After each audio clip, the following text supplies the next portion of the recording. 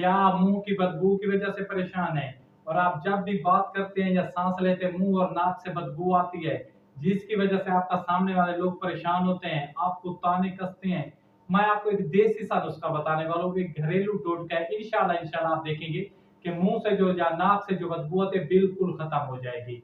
सबसे पहले बात करते हैं कि ये मुंह से बदबू क्यों आती है, इसकी वजह क्या है, या नाक से बदबू क्यों आती है, इसकी वजह क्या है। सबसे पहले जो हम खुराक खाते हैं जी उसके जर्रात जो हमारे मुंह में रह जाते हैं, जो कि बैक्टीरिया का बैच बनते हैं और बैक्टीरिया मिलकर ये खुराक खाकर सल्फर बनाते हैं, जिसकी वजह से मुंह से बदबू आती है।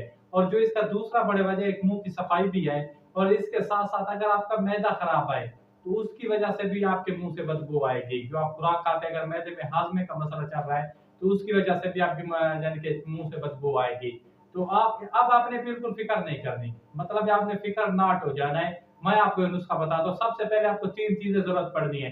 नंबर 1 पे क्या चीज, छोटी इलायची, सौंफ और इसके साथ अदरक। अदरक का 1 इंच का टुकड़ा आपको चाहिए।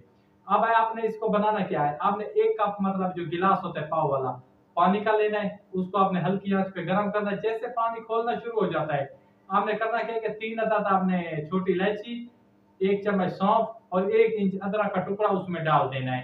जैसे ही ये पानी आधा हो जाता है तो आपने खाने से पहले मतलब ये आधा आधा गिलास पीना है। आपने 1 हफ्ते तक ये काम जारी रखना है।